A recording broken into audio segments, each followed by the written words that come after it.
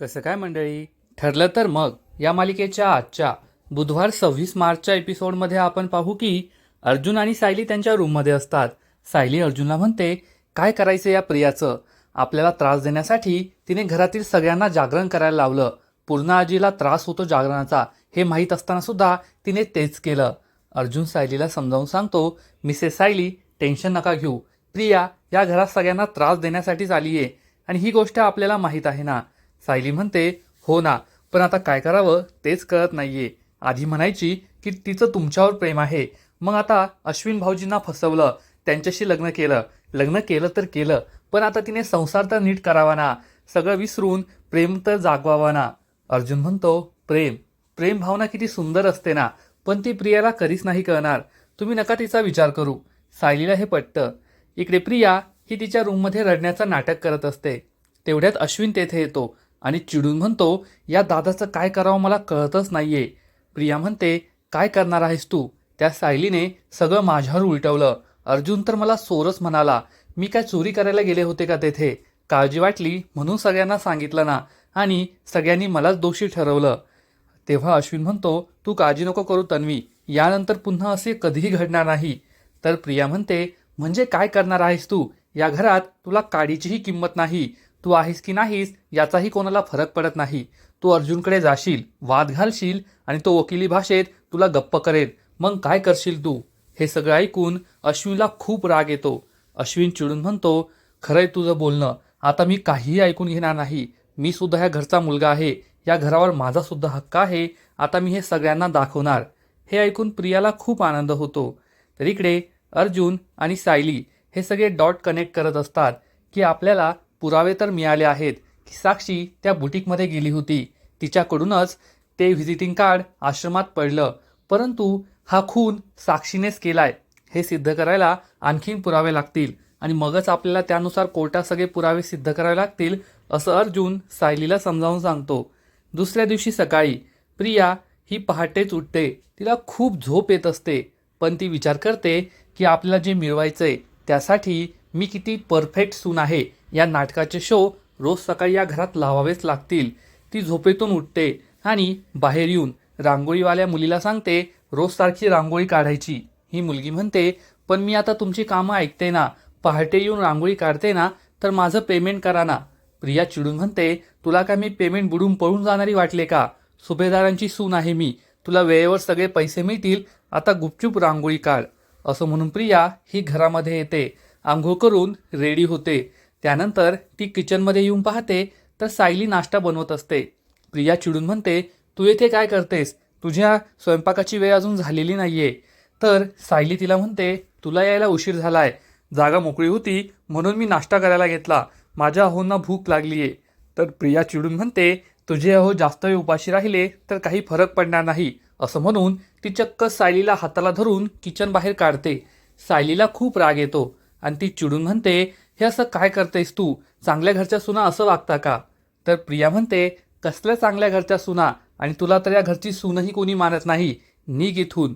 सायलीला खूप राग येतो आणि तिने जे काही बनवलेलं असतं ती डायनिंग टेबलवर घेते आणि अर्जुनसाठी नाश्ता बनवून तिच्या रूममध्ये निघून जाते.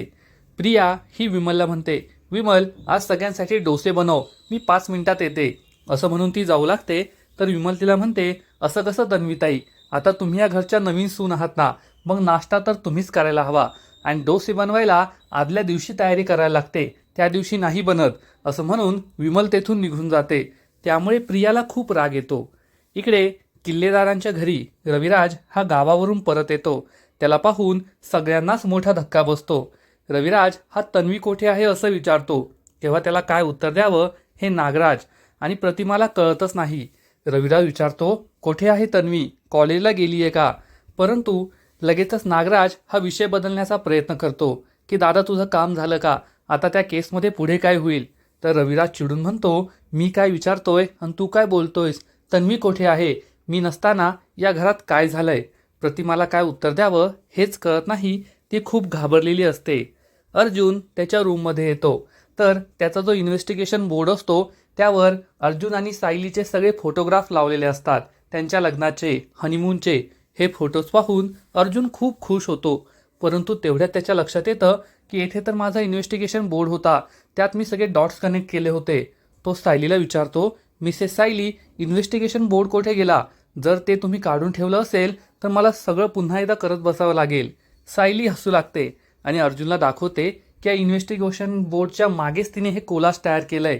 आणि ती अर्जुनला म्हणते की मी हे जाणून बुजून केलंय, कारण प्रिया ही आपल्या खोलीत पुन्हा पुन्हा येण्याचा प्रयत्न करते.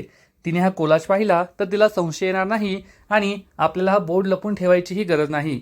अर्जुनला सुद्धा तिची ही आयडिया खूप आवडते. इकडे प्रिया ही किचनमध्ये कशीबशी पोहे बनवते. ती कल्पनाला हाक मारते, पण कल्पना काही येत नाही. आता या म्हातारीला तिच्या रूममध्ये नेऊनच पोहे द्यावे लागतील असा विचार करून ती त्या रूमजवळ येते. तेव्हा अर्जुन आणि सायलीचं काय चालू असेल असा विचार ती करते. अर्जुन हा सायलीला म्हणताना ती ऐकते की तुम्ही खूप हुशार आहात. प्रियाला वाटतं की आता तिने काय हुशारी दाखवली, नक्कीच आपल्या केसबद्दल बोलत असतील. आता कल्पनाला भडकावं लागेल असं म्हणून ती कल्पनाच्या रूममध्ये येते. तिला खूपच प्रेमाने स्वतःच्या हाताने नाश्ता देते आणि चक्क भरवते सुद्धा. कल्पनाला खूप आनंद होतो. त्यानंतर प्रिया ही कल्पनाला भडकून देऊ लागते की कल्पना आई, तू खूप साधीभोळी आहे, तर ती सायली अतिशहाणी आहे. पाहिलंच ना, त्या सायलीने जेव्हा कॉन्ट्रॅक्ट मॅरेज होतं तेव्हा सगळ्यांच्या पुढे पुढे करायची, सगळ्या जबाबदाऱ्या घ्यायची, स्वयंपाक नाश्ता करायची. पण त्यानंतर तिने अशी चाल खेळली की तू तिला किचनमध्ये येण्यास बंदी घातली. आता ती फक्त स्वतःचं आणि नवऱ्याचं करते, कुटुंबाच्या कोणत्याही जबाबदाऱ्या घेत नाही आणि मी या घराची सगळी कामं करते. उलट तू तिला घराची सगळी कामं सांगितली पाहिजेत, तिच्याकडून स्वयंपाक नाश्ता हे सगळं करून घ्यायला पाहिजे. परंतु कल्पना यासाठी तयार होत नाही आणि म्हणते, असं कसं, ती या घरात काम करत नाही तेच आपल्यासाठी चांगलं आहे, कारण आम्ही तिला सून मानतच नाही. परंतु तन्वी म्हणते, तू खूप साधी आहेस, तिला सगळी कामं करायला सांग, मग तिचं खरं रूप तुझ्यासमोर येईल. कल्पना यासाठी तयार होते. तर इकडे अर्जुन आणि सायली हे केसबद्दल विचार करत असतात. तेव्हा अर्जुन म्हणतो, नक्कीच प्रियाने खोटी साक्ष दिली, याचा अर्थ साक्षी आणि महिपतबरोबर तिचा आधीपासून संबंध असला पाहिजे. सायलीला सुद्धा आठवतं की धुळवडीच्या दिवशी प्रियाने मधुभाऊंबद्दल सांगितलं आणि लगेच महिपतचे गुंड मधुभाईंना पकडायला आले. याचा अर्थ प्रियानेच मधुभाऊंबद्दल महिपतला सांगितलं असेल. यावरून अर्जुन खूप खुश होतो आणि म्हणतो, मिसेस सायली, तुम्ही जिनियस आहात. आता या केसबद्दल आपला एक नवीन पॉईंट सापडलाय. आपल्याला आजपर्यंत हेच वाटायचं की प्रियाने खोटी साक्ष का दिली. याचा अर्थ प्रिया ही खुनाच्या आधीपासूनच साक्षीची मैत्रीण असेल, ती साक्षी आणि महिपतसाठी काम करत असेल. आपल्याला असा कोणीतरी माणूस शोधावा लागेल जो याबद्दल साक्ष देईल. म्हणजे प्रियाने कोर्टात जे सांगितलं ते खोटं होतं, तिची साक्ष खोटी होती हे सिद्ध होईल आणि मधुभाऊंनी जे सांगितलं ते खरं होईल. म्हणजेच मधुभाऊ सुटतील आणि साक्षीवर खुनाचा आरोप येईल आणि प्रियाचंही खरं रूप सगळ्यांसमोर येईल. ही कल्पना या दोघांनाही खूप आवडते. पुढील एपिसोडमध्ये आपण पाहू की प्रियाने सांगितल्याप्रमाणे कल्पना ही सायलीला घरातील सगळी जबाबदारी देईल की आजपासून तूच घरातील सगळ्यांचा स्वयंपाक आणि नाश्ता बनवायचा. त्यामुळे सायलीला खूप आनंद होईल आणि ती कल्पनाला आनंदाने मिठी मारेल, तर अर्जुनही खुश होईल.